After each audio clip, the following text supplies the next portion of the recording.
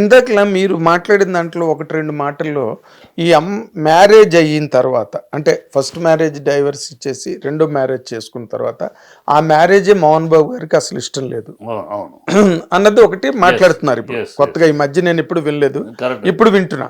ఆ మ్యారేజే ఆయనకి ఇష్టం లేదు. ఆ మ్యారేజ్ ఇష్టం లేకపోవడం వల్ల అన్ని విషయాల్లోని మనోజ్ని కొంచెం దూరం పెట్టడం అన్నది పెట్టడం అనే మాట అన్న కానీ ఇష్టం లేదని గ్యారంటీ. ఎందుకంటే మోహన్ బాబు క్లియర్గా పెళ్లికి ముందు పెళ్ళికి ఏ పెళ్ళి అయినా వివాహానికి మా 7 తరాలు అటు 7 తరాలు ఇటు చూడమన్నారు. ఆ లెక్కలో ఫస్ట్ మిస్ అయింది, ఫస్ట్ ఎట్లాగో తప్పు అయింది. ఇప్పుడు నేను అనలైజ్ చేశాను, ఆ పిల్ల ఎందుకు ఫస్ట్ మ్యారేజ్ విడిపోయింది, నువ్వెందుకు విడిపోవాల్సి వచ్చింది.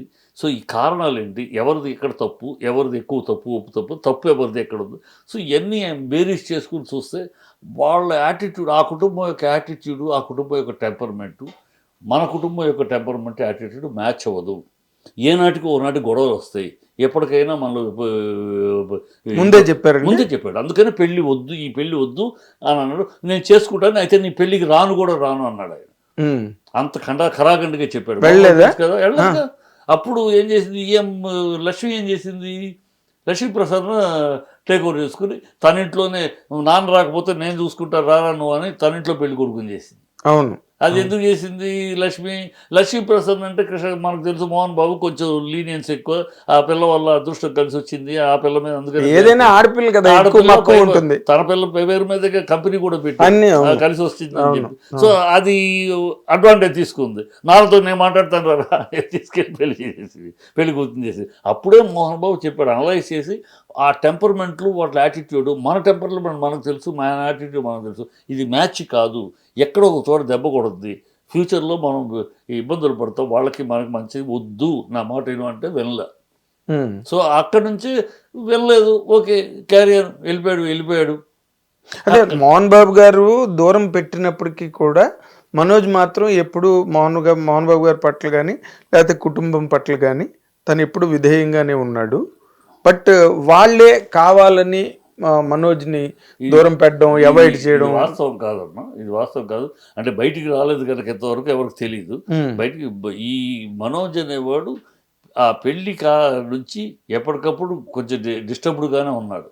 ఇంతకు ముందులాగా మోహన్ బాబు ఇంట్లో ఫంక్షన్ అంటే మొత్తం ముగ్గురు వచ్చి నుంచునేవారు. కొన్ని సందర్భాలు రాకపోవటం ఇవన్నీ జరుగుతూ ఉన్నాయి.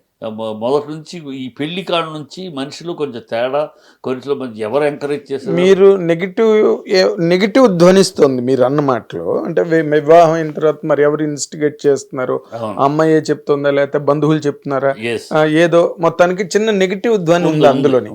కానీ మన మనోజ్ బేసిక్గా కొన్ని అలవాట్లకి బానిసై మందు పార్టీలు వీటికి అలవాటు. విష్ణు దగ్గర అది లేకుండా, విష్ణు దగ్గర లేదు, ఇది పెంచుకున్నాడు. దానివల్ల అలాంటి ఒక మనిషిని ఆ అమ్మాయి మ్యారేజ్ చేసుకుని వచ్చి పూర్తిగా మార్చింది, పూర్తిగా ఒక సవ్యమైన దిశలో మనోజ్ని నిలబెట్టింది అనే ఒక పాజిటివ్ రిమార్క్ కూడా ఆ అమ్మాయికి ఉన్నది.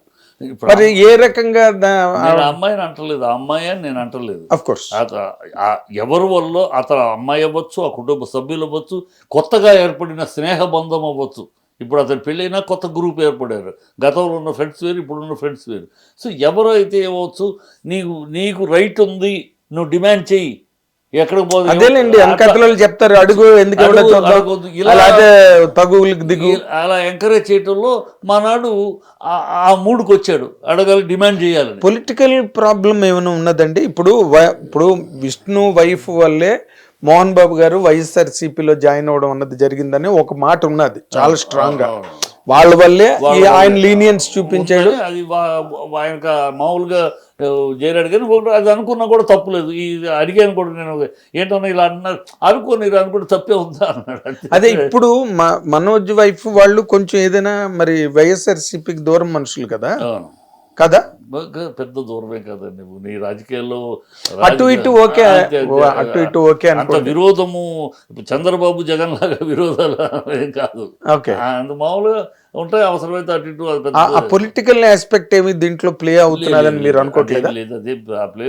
ఎందుకంటే మోహన్ బాబుకి వాళ్ళు కూడా చాలా ఫ్రెండ్స్. ఎందుకంటే మోహన్ బాబు నాన్ పొలిటికల్గా యాజ్ ఆర్టిస్ట్గా అందరితోటి పరిచయాలు. చిత్తూరు జిల్లాలో ఆ జిల్లాలో ఉన్న ప్రతి నాయకుడు పరిచయమే, ప్రతి పార్టీ నాయకుడు మోహన్ బాబుకి. తన ఇంటికి వచ్చి భోజనం చేసిన వాళ్ళందరూ తను వాళ్ళ ఇళ్ళకి వెళ్ళిన సందర్భాలు ఉన్నాయి.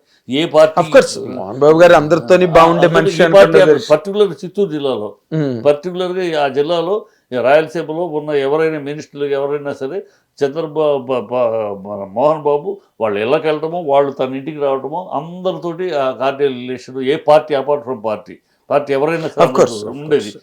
అదొక హ్యాబిట్ మోహన్ బాబు కూడా.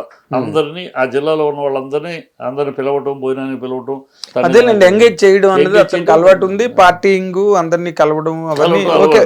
మన మోహన్ బాబు గారి గురించి మనకి చెప్పేది ఏం లేదు, మనకి తెలియదు ఏంది, ఈజ్ అన్ ఓపెన్ బుక్ అనుకోండి, అది వేరే విషయం. బట్ ఇది ఈ పరిణామాలు ఎక్కడికి దారి తీస్తాయని మీరు అనుకుంటున్నారండి? సెటిల్ అయిపోద్ది, ఏమి లేదు.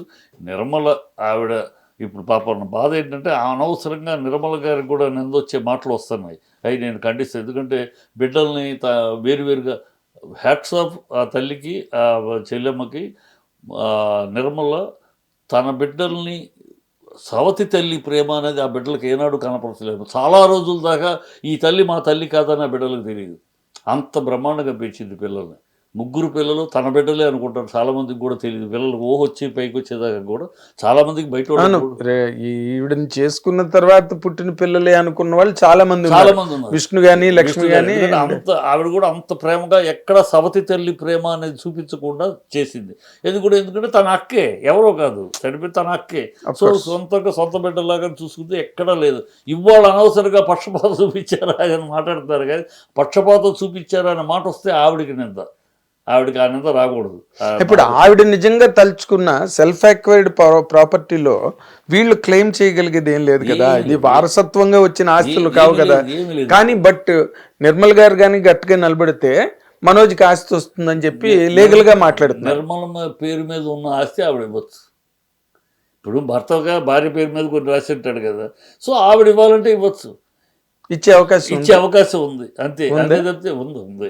ఇప్పుడు అదే అలాంటి ఏ సెటిల్ అవుతుంది, నీకు ఎందుకురా నాది ఇస్తాను నీకు పో అని అనొచ్చు. లేకపోతే మోహన్ బాబు పలుకులు ఎంత గుంటదో, మాట అన్నాడని ఈ వెంటలేదని కోపమే, కానీ రేపు వాడే వచ్చి జరిగిపోయింది, నాన్న సారీ నాన్న, నాకు ఇది కావాలి, నాకు అది దొరుకుతున్నా, నాకు ఇది కావాలి, నేను ఇది అడిగితే ఇది వస్తే నేను ఇది చేసుకోవాలని ప్లాన్ చేసుకుంటున్నాను కనుక నాకు ఇది కావాలి అని అడిగితే Mohan Babu Mohammed will be the first person, ఓకేరా ఇదే కదా నీకు కావాలి, ఓకే అనుకో అనేసే క్యారెక్టరే, కానీ మొండితనంగా నేను అన్నాను ఇవ్వను నువ్వెవడు అనే బాపత్ కాదు. అది కాదులేండి, అది మనందరికీ తెలుసు.